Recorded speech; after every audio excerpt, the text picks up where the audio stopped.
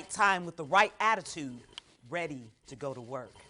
Those are the words of my late first grade teacher, Mrs. Averett. And we started every one of our days in our first grade class at Ernie Pyle Elementary with those words. And they have stuck with me to this day, to always be at the right place at the right time with the right attitude, ready to go to work. And the wonderful women who have come before me have set the stage with that idea about self-affirmation, doing the work, being the change, and it is not an accident that I am on this stage with you tonight and sharing this platform with such illustrious women. My name is Chelsea Whittington, and I love Gary, Indiana. Born and raised here almost 50 years ago, and this is my destiny, my place, my happy space. I am a child of an entrepreneur, and as much as I fought being an entrepreneur for more than 30 years of my career in public relations, I finally got bit by the bug in 2019. I've been in the field of communications all of that time, and loving to communicate specifically about ideas, images, individuals, organizations that are positive is my life's mission. And tonight I want to close out the TED Talk series with why building your network is so important. We live in a time right now that is full of right now. I need it right now. I want to know right now. I can see it right now. Put it on my screen right now. And while this can be a benefit, it can also be a time where we might need to slow things down and take a look at why we are doing certain things. I'm finding that the generation that is coming behind us are doing things for self-gratification, for likes, for follows, for influence. But I have posed the question many, many times to my students as a professor, what are you going to do with your superpowers? How are you going to use your network for good to make an impact? And so tonight, I'm going to talk about ways that we make the impact using not only our businesses, but our own personal brands to make an impact, and better still, leave this world, leave this city better than I found it. So, what are some of the things that make sense when we talk about building our brands, and why would we want to do something like that for our businesses? And I do see a lot of entrepreneurs in the audience, and I know there are some people in the audience who have an idea and you're just sitting on it. Tonight you're going to stand up. Obviously, building your network will increase your sales. We all want to increase our sales and our support for our customer base, and it also increases your brand visibility. After all, you can't have sales if people don't know that you exist or who you are or how to find you. It's also a resource for honest customer feedback. That's one of those things that we have a tendency to forget. We go about our merry way doing the things that we think are correct for our businesses and our brands, and we forget to ask others, did I do that right? Can I do better? What step did I miss? And will I nail it the next time? And last but not least, building your business network presents an opportunity to give back. And that's my what next, what's now. When we find ourselves in positions where we are able and have an opportunity to impact others and give to others, then we should embrace that obligation to give back. And so while I am very thankful to have my public relations firm, to have approximately 30 clients, to be able to represent them in different spaces, connecting them together for their success, there is that final step that means the most to me is how do I give back as an individual, as an entity? How do I leave my mark on Gary, on this world?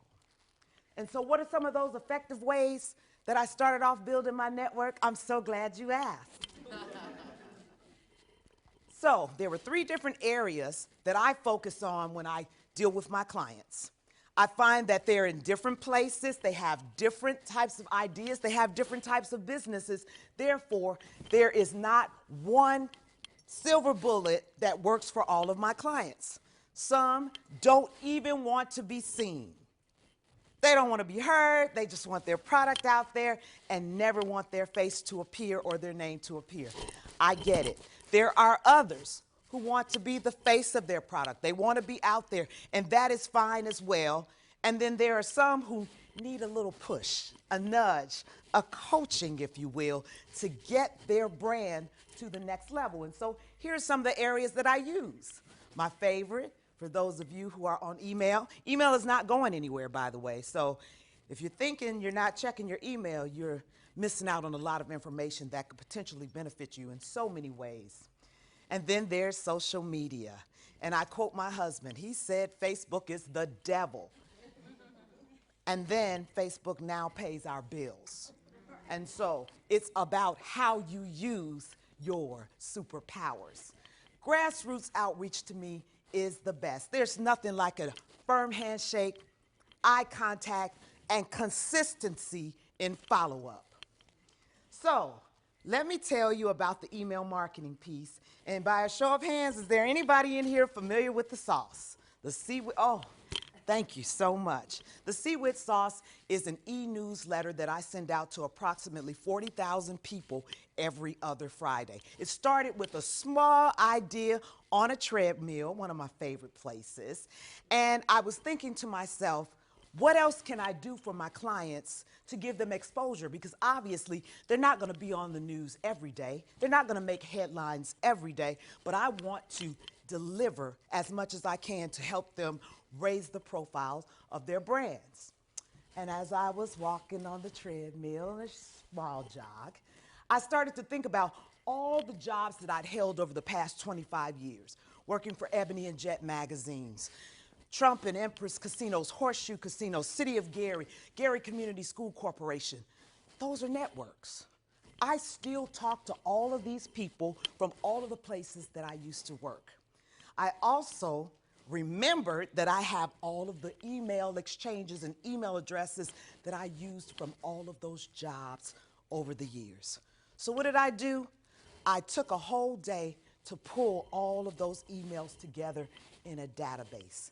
And it started out with 6,000 people. I said, not bad. That was in 2019, and it has since grown, as I mentioned previously, to 40,000 individuals. But that calls for us to be active. You have to get in the game. You can't sit back and wait for people to come to you. You have to go out and make those introductions. Be resourceful. Pull all of the email addresses from your LinkedIn profile. That netted me 8,000 more people right there. So don't connect just to connect for likes and follows. Connect with a vision of building your network and building your brand. And that's how the sauce was born. So email marketing is the use of email to promote products or services while developing relationships with potential customers or clients. And the cool thing about email is that you can read it when you want to. You can delete it. You can unsubscribe from things that you don't want to see. You can forward it. You can go back to it. You can learn from it. And so that is my main choice of how I choose to help my clients and myself to build their brands and their images.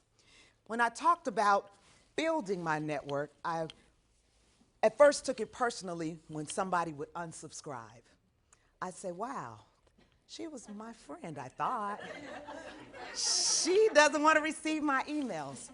And then rather than focusing on the unsubscribers, I started to focus on the people who were reading, sharing, acting on activities that I was sharing. They said, oh, I read about it in the sauce, and that's why I'm at TED Talk tonight.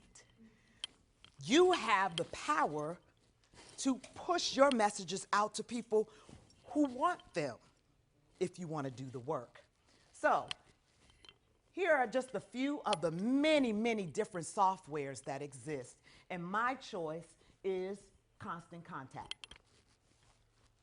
It's a simple program where you upload emails. It helps you track how many people have opened, how many people have unsubscribed, and you can push your messaging out to a variety of audiences. Now, let's talk about social media. Social media is a beast. It is one of the venues, platforms, mechanisms, tools that we can use to take our brands to the next level. I admit I too was a bit reluctant to get on Facebook, Instagram, and the many other platforms. But for those of you who are true dreamers, true believers, and those who are really ready to get in the game, you cannot not have social media on your team.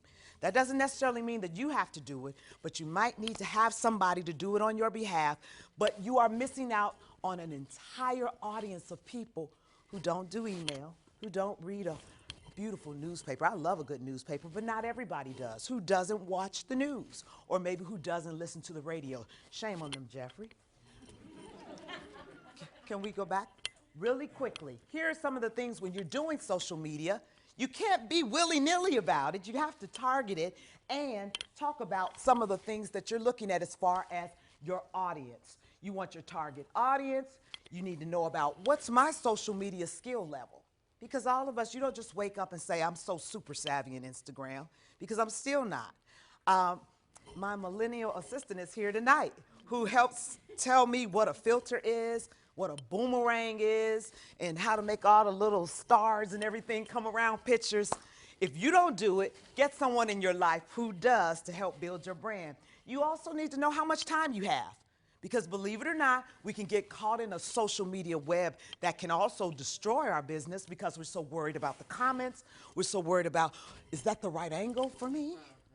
So we want to make sure that the time is spent wisely when we are pushing our brands out, and look for potential areas of growth. If your target market are seniors, then maybe social media may not be your strongest area of concentration because they're not there. But if you are looking at an audience to grow of millennials, then you probably need to be on TikTok or Instagram or the many other platforms that exist. And then there's the budget. I am glad to report, however, that social media is affordable. You can advertise and boost your posts and get your messages in front of audiences that you never dreamed of.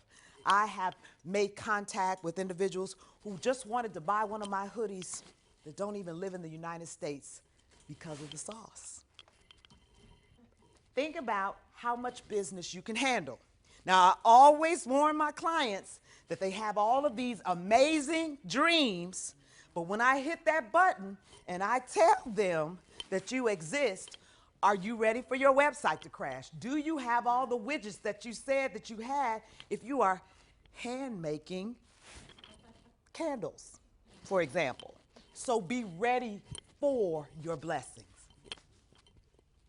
Nothing beats good old-fashioned grassroots outreach. That's why I'm so glad to be here tonight, because after we conclude, I'm looking forward to shaking hands and extending my services and getting your business cards, because I'm going to take them and put them in my database. Even if you unsubscribe, it's worth a try, right? But it's word of mouth. It's the groundswell of support that you build over time by being consistent, by delivering great customer service, and as my father said, as a longtime gas station owner in this beautiful city, having a good name. He was known for the way that he repaired cars and gave you an update on what was going on, made you feel comfortable knowing that he was going to deliver great service, called you when it was ready, or called you when he knew there was going to be a delay on the delivery of a part. And to this day, for those of you who know me well, you know if you text me, I'm going to text you back. If you call me, I'm going to call you back. I am going to respond. Consistency will help you build your network, and that's grassroots. You don't need all of this knowledge and degrees to be responsive. The work you spent building your network will present opportunities to give back, and that's where I am. That is my what now. Now that I've reached this level in my career, and I am so excited about turning 50 in about 3 months, and I want to make a bigger impact. And yes, for my clients, but more so for my community. And I am inviting all of you to come along with me in the variety of areas, some of which I've already engaged, and others that I endeavor. Absolutely become a mentor. Please do not harbor your knowledge to yourself, thinking that someone's here to replace you. They're here to elevate you, learn from what you have, so that you, again, can leave this space better than you found it. Speaking engagements. Again, don't keep all the knowledge that's in this room to yourself. Volunteer to go speak to young people, to organizations and groups that can benefit from your skill sets. You have no idea how much you can potentially pour into them and help ignite dreams that they thought were dormant.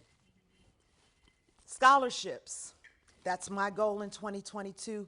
I will be gifting several scholarships in the area of communications. I want to see another Chelsea Whittington come through the city of Gary, come back, promote, and love the city like I do, if they can, because I love it so much. Job shadowing opportunities. I never turn down when someone says, well, can I just find out what you do? Can I spend some time with you? Absolutely. Make time. You're not too busy to share your knowledge, because at any given time, you can be knocked off your square. And I never forget that. I was fortunate to be in a business during a pandemic that is a needed business. While I'm watching businesses all around me fold, mine was growing exponentially.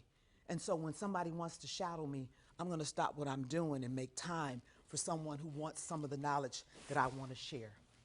Internships and other opportunities that you can offer. As we go into the new year, just think about, what can I do to pull someone else along the way? Give them a nudge, and it doesn't have to be someone who's younger. It may be a colleague or a peer who's been thinking about an idea, who's been toying with it, and they need that word of encouragement to say, you should go ahead and do that.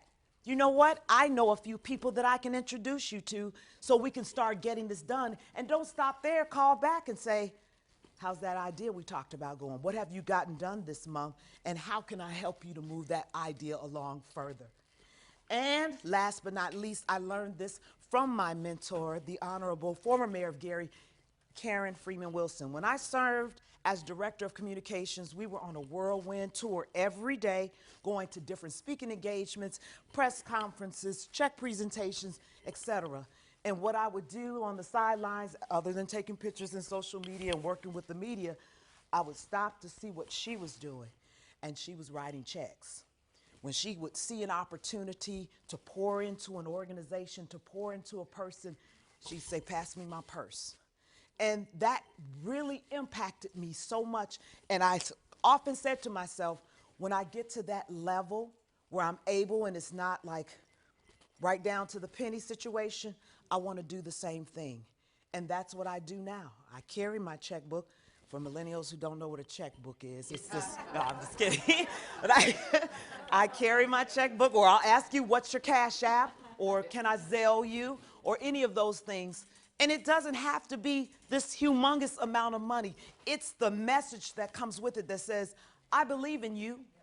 I believe in what you're trying to do. And I'm going to start off by putting my money where my mouth is and saying, I will support you. And so that concludes my presentation. I just encourage you to get out there as you are building your networks and being great. Don't forget to give back.